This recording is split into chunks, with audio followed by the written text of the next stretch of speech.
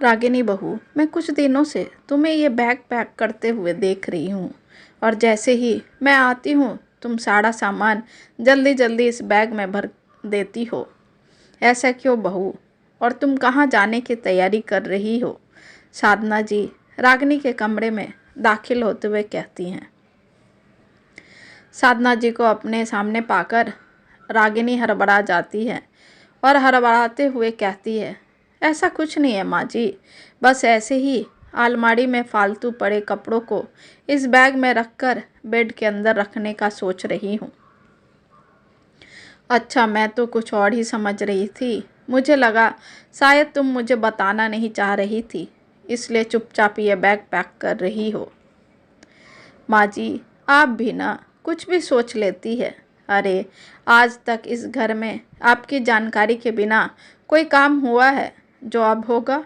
माँ जी, आप इस घर की रीढ़ हैं, तो बाबूजी उसकी मजबूत पकड़ और आप दोनों के बगैर हम सब एक ऐसा वृक्ष है जो खड़ा तो है पर हवा के झोंके के साथ कब गिर गिर जाए इसका अंदाज़ा भी नहीं है हमें।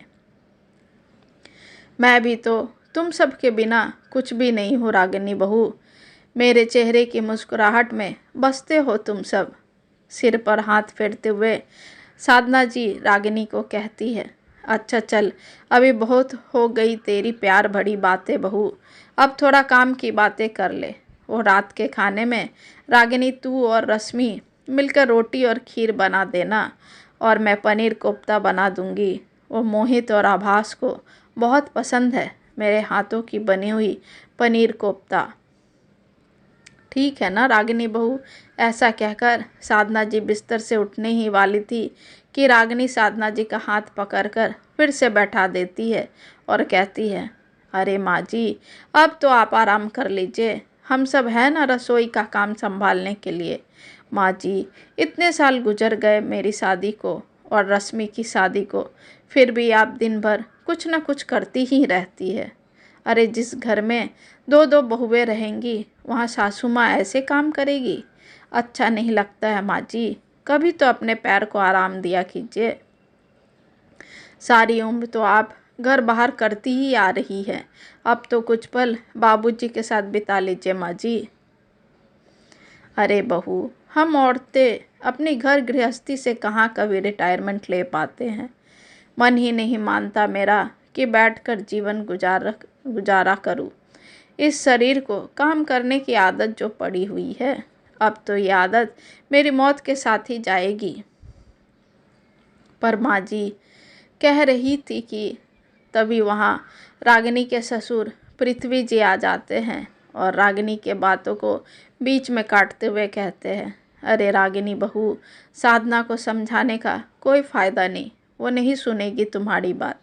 अरे, मैं भी कितने सालों से यही तो समझा रहा हूँ कि अब घर में दो दो बहुएं आ गई है, अब तो अपने काम से रिटायरमेंट ले लीजिए साधना जी। पर ये सुनती ही नहीं, बस एक टांग पर पूरे घर में भागती दौड़ती रहती है, कभी ये काम तो कभी वो काम। बहू, मैं कब से कह रहा हूँ चलो 4 धाम की यात्रा करके आते हैं, पर ये सुने तब ना, उल्टा कहती है मैं चली जाऊंगी तो बहू बेटे और पोते पोतियों को कौन देखेगा। तुम्हें पता है ना बहू, एक समय था जब साधना कहती थी कि चलिए कहीं बाहर घूम कर आते हैं, तो उस समय मैं अपने कामों में व्यस्त रहता था। और एक समय आज है जब मैं कहता हूँ साधना चलो कुछ दिन हम और तुम बाहर कहीं घूम के आते हैं, तो ये कहती है मेरे पास समय नहीं है, घर परिवार छोड़कर कैसे जाऊँ, अब तुम ही समझाओ बहू।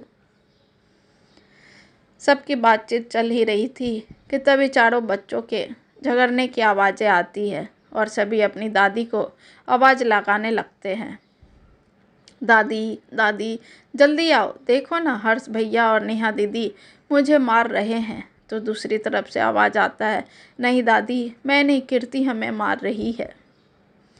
बच्चों का आवाज़ सुनकर साधना जी थोड़ी मुस्कुराई और पृथ्वी जी से कहते हैं, अब आप ही बताइए, मैं इन लोगों को छोड़कर कहाँ जाऊँ, इनके बिना तो मैं एक पल भी नहीं रह पाऊँगी।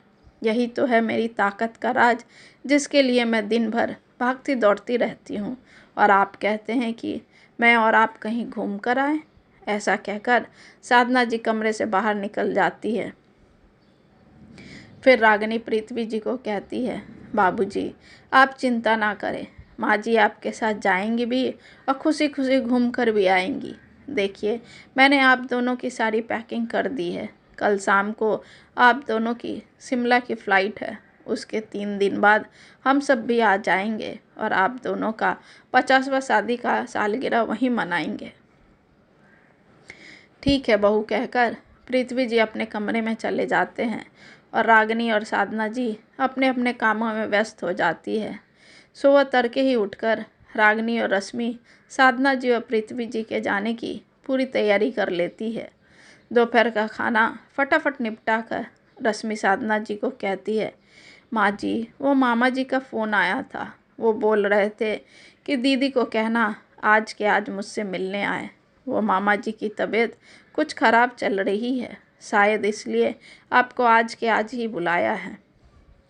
हल्की उदासी का नाटक करते हुए रश्मि बोल रही थी, पर बहू तूने मुझसे बात क्यों नहीं कराया और अभी बता रही है। वो माँ जी मामा जी बहुत जल्दी में थे, इसलिए बोले आप तक ये बात पहुँचा दूँ। माँ जी अब आप ज़्यादा मत सोचिए और जल्दी से तैयार हो जाइए। पर इतनी जल्दी कैसे हो पाएगा टिकट और सामान पैक करना बहू। अरे माँ आप उसकी चिंता मत करो, ये रही आपकी टिकट और ये रही आपकी बैग। मोहित टिकट और रागिनी के हाथों से बैग देते हुए कहता है।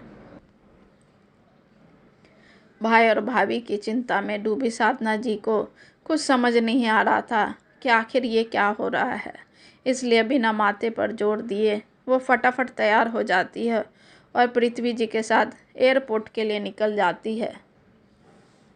रास्ते भर वो चिंतित मुद्रा में थी और पृथ्वी जी मंद मंद मुस्कुरा रहे थे। उनकी मुस्कुराहट देखकर 1-2 बार साधना जी ने उन्हें टोका भी, अरे मोहित के पापा मैं कब से आपको मंद मंद मुस्कुराते देख रही हूँ। यहाँ मेरे भाई के ऊपर मुसीबत आन पड़ी है और आप हैं कि मंद मंद मुस्कुरा रहे हैं। कैसे आदमी हैं आप। अरे साधना तुम भी ना देखो मेरे चेहरे को, मैं कहाँ मुस्कुरा रहा हूँ। अपने चेहरे के भाव को गंभीर करते हुए पृथ्वी जी कहते हैं।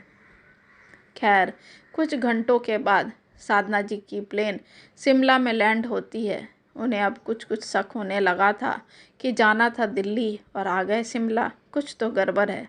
इतने में पृथ्वी जी ओला बुक करते हैं और 5 स्टार होटल पहुंच जाते हैं। अब तक तो साधना जी को सारा माजरा समझ आ गया था कि ये इन लोगों की चाल थी मुझे घूमने भेजने के लिए, पर अंदर ही अंदर खुश भी थी क्योंकि पूरे 40 साल बाद वो और पृथ्वी जी अपने जीवन के कुछ पल सुकून भरी वादियों में बिताने जा रही थी। पता नहीं कब इस घर गृहस्थी के चक्कर में अपने पति की भावनाओं को पीछे छोड़ आई थी। पता नहीं कब मैं एक पत्नी को माँ सास दादी के रिश्ते में कहीं खो दिया था।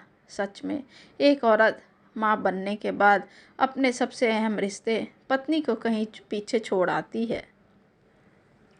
यही सब सोचकर साधना जी बिना सवाल जवाब किए अपने पति के हाथ को थाम लेती है और अपनी जिम्मेदारियों को पीछे छोड़कर उस 3 दिन को अपने जीवन का सबसे खूबसूरत दिन बना देती है। उनके 50वीं वर्षगांठ के दिन दोनों बेटे बहू और पोते पोतियों को अपने सामने देखकर वो बेहद भावुक हो जाती है। वो 50वीं वर्षगांठ साधना जी के लिए एक खूबसूरत सरप्राइज़ की तरह था, जिसकी खुशी उनके चेहरे पर साफ साफ झलक रही थी।